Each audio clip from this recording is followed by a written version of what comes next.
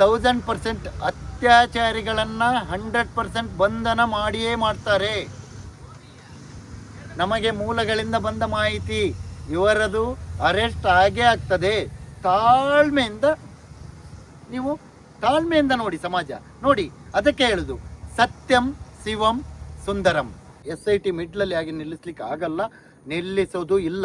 ಯಾಕಂದರೆ ಅವರ ಅಧಿಕಾರಿಗಳು ಬೇರೆ, ಆ ಟೀಮ್ ಬೇರೆ, ಅದು ಅವರ ನಿಸ್ವಾರ್ಥ ಸೇವಕರು.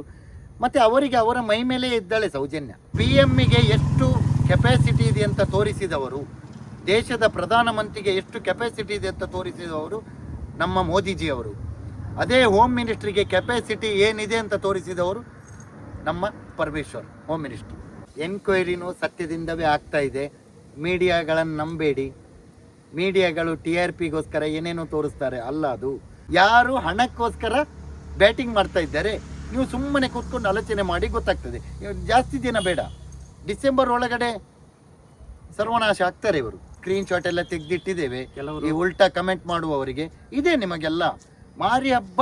100% ಕಾನೂನಾತ್ಮಕವಾಗಿ ನಿಮಗೆ ಮಾರಿ ಹಬ್ಬ ಮಾಡಿಯೇ ಮಾಡ್ತೇವೆ. ನಿಮಗೆ ಕ್ಷಮಿಸು ಸೌಜನ್ಯ, ಅದೊಂದೇ ನನಗೆ ಟೈಟಲ್ ನೆನಪು ಬರೋದು. ಯಾಕೆ ಹೇಳಿ, ಈಗ ನಾವು ಏನಾದರೂ ತಪ್ಪು ಮಾಡಿದರೆ ದೇವರ ಹತ್ರ ಕೇಳೋದು, ಕ್ಷಮೆ ಕೊಡು ದೇವರೇ ಅಂತ. ನಾನೇನೇನೋ ಮಾಡ್ತಾ ಇದ್ದೇನೆ, ಎಲ್ಲ ಬಕೆಟು ಸೂಟ್ ಕೇಸ್ ಎಲ್ಲ ನಾನು ಮಾಡ್ತಾ ಇದ್ದೇನೆ, ಕ್ಷಮಿಸು ಸೌಜನ್ಯ ಅಂತ. ಅದೊಂದು ಟೈಟಲ್ ಮಾತ್ರ ಪರ್ಫೆಕ್ಟ್ ಇದೆ. ಅದೊಂದೇ ಚಾನಲ್ ಈಗ ದೊಡ್ಡ ಕ್ಷಮಿಸು. ಹಾಗೆ ನೀವು ಆಗಬೇಡಿ ಬಾಕಿಯವರು ಸಹ. ಅದಂತೂ ಲ್ಯಾಬ್ಸ್, ಅದು ಸ್ಕ್ರ್ಯಾಪ್ಗಿಂತ ಕಡೆಯಾಗಿದೆ. ಅದು ಕ್ಷಮಿಸಿ ಸೌಜನ್ಯ ಅಂತ ಎಪಿಸೋಡ್ ಮಾಡಿದ ಒಂದು ಚಾನಲ್ ಉಂಟಲ್ಲ, ಅದು ಸ್ಕ್ರ್ಯಾಪ್ ಚಾನಲ್. ಅದಕ್ಕೆ ಒಂದು ಇವತ್ತಿನಿಂದ ಹೊಸ ಟೈಟಲ್ ರೆಡಿ ಮಾಡಿ, ಸ್ಕ್ರ್ಯಾಪ್ ಚಾನಲ್ ಅಂತ. ಬಾಕಿ ಚಾನಲ್ಗಳು ಆ ಟೈಪ್ ಆಗಬೇಡಿ. ಯಾಕಂದರೆ ಸತ್ಯ, ನ್ಯಾಯ, ನೀತಿ, ಧರ್ಮ ಹುಡುಕಿ ಸಿಗ್ತದೆ. ನಿಮ್ಮಂಥ ಯೂಟ್ಯೂಬ್ ಚಾನಲ್ನವರು ಸತ್ಯವನ್ನು ಹೊರಗೆ ಹಾಕ್ತಾ ಇದ್ದಾರೆ. ಇವರಿಗೆ ಯೋಗ್ಯತೆ ಇಲ್ವಾ?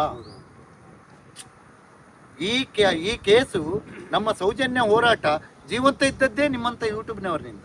ನಮಗೆ ಎಷ್ಟು ಸಾಧ್ಯ ಆಗ್ತದೆ ಅಷ್ಟು ಪ್ರಯತ್ನ ಮಾಡ್ತಾ ಇದ್ದೀರಲ್ಲ, ಅದೇ ಸತ್ಯದ ಹೋರಾಟ. ಸತ್ಯವನ್ನು ಹೊರಗೆ ಹಾಕ್ಲಿಕ್ಕೆ ಪ್ರಯತ್ನ ಹೊರಗೆ ಹಾಕಿದ್ದಕ್ಕೆ ಅಲ್ಲ ಬುರುಡೆ ಮೇಲೆ ಬಂದದ್ದು. ಹೌದು, ಸೌಜನ್ಯ ಜೀವಂತ ಇದ್ದಾಳೆ. ತಾಯಿ ಮತ್ತೆ ಮಹೇಶ್ ಅಣ್ಣ 2 ಜನ ಗಟ್ಟಿ ನಿಂತದ್ದಕ್ಕೇನೆ ಇವತ್ತು ಇಲ್ಲಿವರೆಗೂ ಬಂದಿದೆ, ಇನ್ನೂ ಬರ್ತದೆ. ಸತ್ಯ ಹೊರಗೆ ಬರುವವರೆಗೂ ಬಿಡುವ ವಿಷಯವೇ ಇಲ್ಲ. ಏನೇ ಆಗಲಿ ಈ ವಿಷಯದಲ್ಲಿ ಎಲ್ಲದಕ್ಕೂ ರೆಡಿ ನಾವು. ಕಾನೂನಾತ್ಮಕವಾಗಿ ಯಾವ ಹೋರಾಟಕ್ಕೂ ನಾವು ಸಿದ್ಧ. ಇಷ್ಟೇ ನಾನು ಹೇಳುದು. ಸರ್, ಈಗ ಒಂದು ಕಡೆಯಿಂದ ಮಾಧ್ಯಮದಲ್ಲಿ ಹೋರಾಟಗಾರರ ಮೇಲೆ ಇಲ್ಲಸಲ್ಲದ ಆರೋಪ ಬರ್ತಾ ಇದೆ, ಕಂಪ್ಲೇಂಟ್ ಮಾಡ್ತಾ ಇದ್ದಾರೆ, ಬಂಧನ ಅಂತ ಬರ್ತಾ ಇದೆ. ಇನ್ನೊಂದು ಕಡೆ SIT ಒಂದು ಕಡೆಯಿಂದ ಸರಿಯಾಗಿ ತನಿಖೆ ನಡೀತಾ ಇದೆ. ಒಂದು ಕಡೆಯಿಂದ SIT ಏನು ತನಿಖೆಯನ್ನು ನಿಲ್ಲಿಸುವಂಥ ಪ್ರಯತ್ನ ಕೂಡ ಆಗ್ತಾ ಇದೆ. ಮುಂದೆ ಏನಾಗ್ಬೋದು ಸರ್ ನಿಮ್ಮ ಒಂದು ಅಂದಾಜಿನ ಪ್ರಕಾರ? SIT ತನಿಖೆ ನಿಲ್ಲಲ್ಲ. ನನಗೆ ಒಂದು ಮಾಹಿತಿ ಅಲ್ಲ, ಕಾನೂನಾತ್ಮಕವಾದ ಆಲೋಚನೆ ನನ್ನದು. ಕಾನೂನಾತ್ಮಕವಾಗಿ ನನಗೆ ಮಾಹಿತಿ ಕೊಡಲಿಕ್ಕೆ ನಾನು ಇಂಟೆಲಿಜೆನ್ಸಿ ಅಲ್ಲ, ಮಾಹಿತಿ ತಿಳ್ಕೊಳ್ಳಿಕ್ಕೆ. ಕಾನೂನಿನ ಅರಿವು ನನಗಿದೆ. SIT ಮಿಡ್ಲಲ್ಲಿ ಆಗಿ ನಿಲ್ಲಿಸ್ಲಿಕ್ಕೆ ಆಗಲ್ಲ, ನಿಲ್ಲಿಸೋದು ಇಲ್ಲ. ಯಾಕಂದರೆ ಅವರ ಅಧಿಕಾರಿಗಳು ಬೇರೆ, ಆ ಟೀಮ್ ಬೇರೆ, ಅದು ಅವರ ನಿಸ್ವಾರ್ಥ ಸೇವಕರು. ಮತ್ತು ಅವರಿಗೆ ಅವರ ಮೈ ಮೇಲೆ ಇದ್ದಾಳೆ ಸೌಜನ್ಯ. ನೋಡಿ, ಇಷ್ಟು ವರ್ಷದಿಂದ ಪರಮೇಶ್ವರ್ ಅವರನ್ನು ನೀವು ನೋಡಿದ್ದೀರಿ, ಹೋಮ್ ಮಿನಿಸ್ಟ್ರು. ಇಷ್ಟು ಖಡಕ್ಕಾಗಿ ಯಾವ ಕೇಸಲ್ಲಿ ಮಾತಾಡಿದ್ದಾರೆ? ಯಾರಾದರೂ ಒಬ್ಬರು ಗೊತ್ತಿದ್ದವರು ಕಮೆಂಟ್ ಮಾಡಿ. ಎಲ್ಲ ಆಗಿದೆ, ಕಮ್ಯುನಲ್ ಆಗಿದೆ, DJ ಹಳ್ಳಿ, KJ ಹಳ್ಳಿ, ಆ ಟೈಮಲ್ಲಿ ಗಲಾಟೆ ಆಗುವಾಗ ಸಹ ಹೋಮ್ ಮಿನಿಸ್ಟ್ರು ಪರಮೇಶ್ವರ್ ಅವರು ಇದ್ರ ಅಂತ ಅಲ್ಲ? ಹಾಂ, ಆವಾಗ ಸಹ ಅಷ್ಟು ಖಡಕ್ಕಾಗಿ ಮಾತನಾಡದ ಒಂದು ಹೋಮ್ ಮಿನಿಸ್ಟರ್ ಇವತ್ತು ಎಂಥ ಕಟಿಬದ್ಧ ನಿಲುವಂತೆ ಕೊಟ್ಟಿದ್ದಾರೆ. ಹ್ಯಾಂಡ್ಸಪ್. ನಾನು ನಿಮ್ಗೆ ಯಾವಾಗಲೂ ಈ ವಿಷಯದಲ್ಲಿ, ಸೌಜನ್ಯ ಒಂದು ತನಿಖೆಯ ವಿಷಯದಲ್ಲಿ, ಬುರುಡೆ ತನಿಖೆಯ ವಿಷಯದಲ್ಲಿ ನಾನು ನಿಮಗೆ ಹ್ಯಾಂಡ್ಸಪ್ ಸರ್. ಹಾಗೆ ನಿಲ್ಲಬೇಕು ನೀವು. ನೋಡಿ, PMಗೆ ಎಷ್ಟು ಕೆಪಾಸಿಟಿ ಇದೆ ಅಂತ ತೋರಿಸಿದವರು, ದೇಶದ ಪ್ರಧಾನಮಂತ್ರಿಗೆ ಎಷ್ಟು ಕೆಪಾಸಿಟಿ ಇದೆ ಅಂತ ತೋರಿಸಿದವರು ನಮ್ಮ ಮೋದಿಜಿಯವರು. ಅದೇ ಹೋಮ್ ಮಿನಿಸ್ಟ್ರಿಗೆ ಕೆಪಾಸಿಟಿ ಏನಿದೆ ಅಂತ ತೋರಿಸಿದವರು ನಮ್ಮ ಪರಮೇಶ್ವರ್ ಹೋಮ್ ಮಿನಿಸ್ಟ್ರು. ನನಗೆ ಅದು ಖುಷಿ. ಯಾರ ತಂತ್ರಕ್ಕೂ ನಾವು ಮಣಿಯೋದಿಲ್ಲ. ಸತ್ಯ ಹೊರಗೆ ಬರಲೇಬೇಕು ಅಂತ ಕಡ್ಡಿ ತುಂಡಾಗಿ ಹೇಳಿದ್ದಾರೆ ವಿಧಾನಸೌಧದೊಳಗಡೆ, ಇವರ ಕಲಾಪದೊಳಗಡೆ ಬಂದೇ ಬರ್ತದೆ. ಅವರ ಮೈ ಮೇಲೆ ಸಹ ಸೌಜನ್ಯ ಇದ್ದಾಳೆ.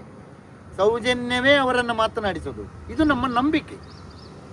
ಮಾಧ್ಯಮದಲ್ಲೆಲ್ಲ ನೋಡಿ ಜನರು ಕೆಲವೊಬ್ರು ಈಗ ಹೋರಾಟ ಪರವಾಗಿರುವವರು, ಮುಂಚೆಯಿಂದ ಇದ್ದವರು ಏನು ಚೇಂಜಸ್ ಆಗಲಿಲ್ಲ.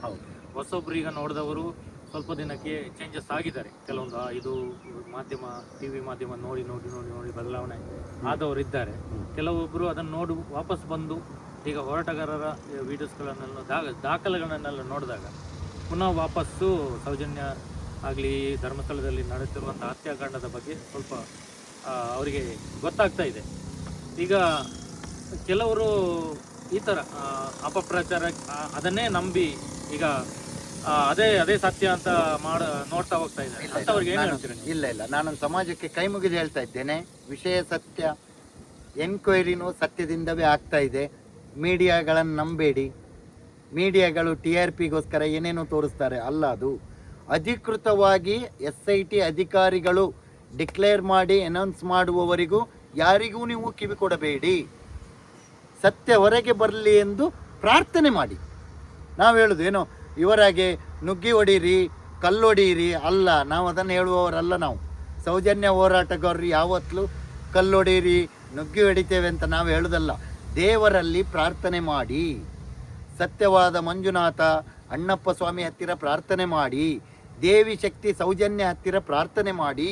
ನಾವು ಅದನ್ನು ಬೇಡ್ತೇವೆ ಹೊರತು, ಕೇಳ್ತೇವೆ ಹೊರತು ಸಮಾಜದಲ್ಲಿ ಕಲ್ಲೊಡೀರಿ, ಮಣ್ಣೊಡೀರಿ, ನುಗ್ಗಿ ಹೊಡೀರಿ, ಅದನ್ನು ಮಾಡಿ, ಇದನ್ನು ಮಾಡಿ, ಡಬ್ಬೆ ಬಿಡ್ತಾ ಕೂತ್ಕೊಳ್ಳಿ, ನಾವು ಅದನ್ನು ಹೇಳುವವರಲ್ಲ. ಸತ್ಯಕ್ಕಾಗಿ ಪ್ರಾರ್ಥನೆ ಮಾಡಿ, ದೇವರಲ್ಲಿ ಪ್ರಾರ್ಥನೆ ಮಾಡಿ. SIT ತನಿಖಾಧಿಕಾರಿಗಳು, ಸರ್ಕಾರ ಎಲ್ಲರೂ ನಿಯತ್ತಿನಲ್ಲಿ ಹೋರಾಟಕ್ಕೆ ಬೆಂಬಲ ಕೊಡಿ, ನಿಯತ್ತಿನಲ್ಲಿ ಎನ್ಕ್ವೈರಿ ಮಾಡಿ ಅಂತ ನಾವು ಬೇಡಿಕೊಳ್ಳೋದು. ಸಾಮಾಜಿಕವಾಗಿ ನೀವು ಆರಾಮದಲ್ಲಿ ಕೂತ್ಕೊಂಡು ನೀವು ಆಲೋಚನೆ ಮಾಡಿ, ಗೊತ್ತಾಗ್ತದೆ ನಿಮಗೆ ಇದು ಯಾರ ಪರವಾಗಿ ಬ್ಯಾಟಿಂಗ್ ಮಾಡ್ತಾ ಇದ್ದಾರೆ, ಸತ್ಯವನ್ನು ಯಾರು ಶೋಧನೆ ಮಾಡ್ತಾ ಇದ್ದಾರೆ, ಸುಳ್ಳಿನ ಕಂತೆಯಲ್ಲಿ ಯಾರು ಹಣಕ್ಕೋಸ್ಕರ ಬ್ಯಾಟಿಂಗ್ ಮಾಡ್ತಾ ಇದ್ದಾರೆ.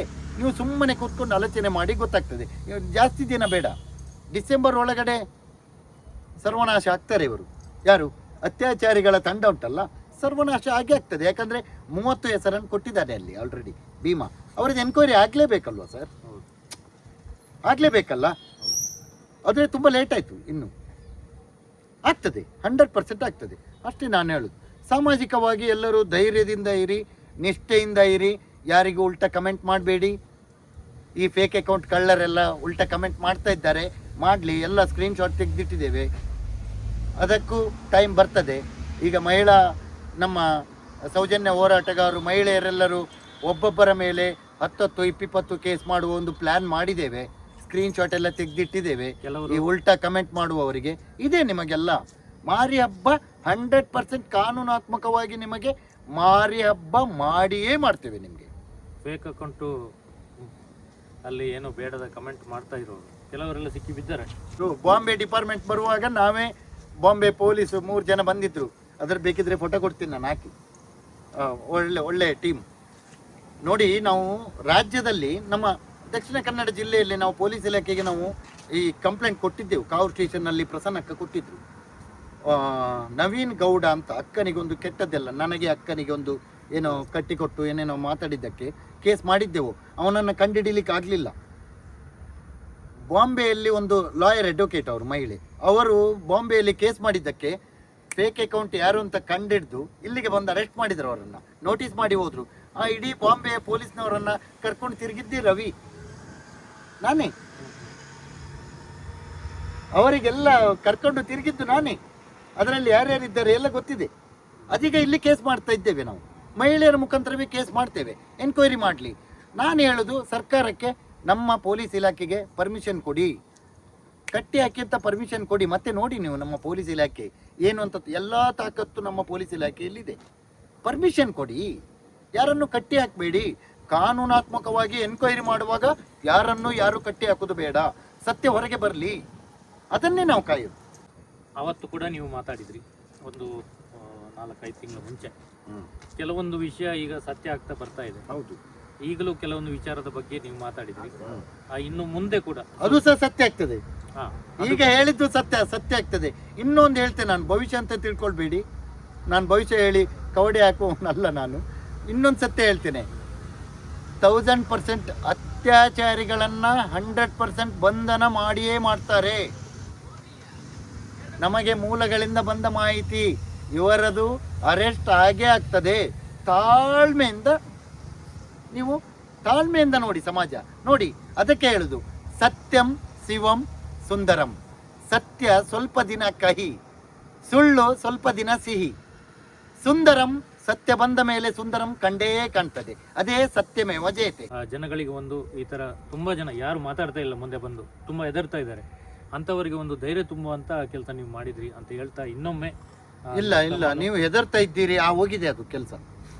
ಹೆದರುವ ವಿಷಯವೇ ಇಲ್ಲ ಈಗ. ಯಾಕಂದ್ರೆ ಕ್ಯಾಮರಾ ಮುಂದೆ ಬರ್ತಾ ಇಲ್ಲ, ಯಾರು ಕೂಡ ಮಾತಾಡ್ಲಿಕ್ಕೆ ಯಾರು ಬರುದು ಇಲ್ಲ ಭಯ ಹುಟ್ಟಿದವನು ಹೋಗ್ಲೇಬೇಕು. ಇಲ್ಲಿ ಯಾರೇ ಅವರು ಸಹ ಅತ್ಯಾಚಾರಿಗಳು ಸಹ ಅಗ್ರಿಮೆಂಟ್ ಮಾಡಿ ಬರಲಿಲ್ಲ, ಅವರು ಸಹ ಹೋಗ್ಲೇಬೇಕು. ಮತ್ತೆ ಹೆದರಿಕೆ ಎಲ್ಲ ಹೋಗಿದೆ, ಅದೆಲ್ಲ ಹೋಗಿದೆ. ಯಾಕಂದ್ರೆ ಅದೇ ಊರಿನವರೇ ಬಂದು ಹೇಳ್ತಾ ಇದ್ದಾರೆ ಈಗ.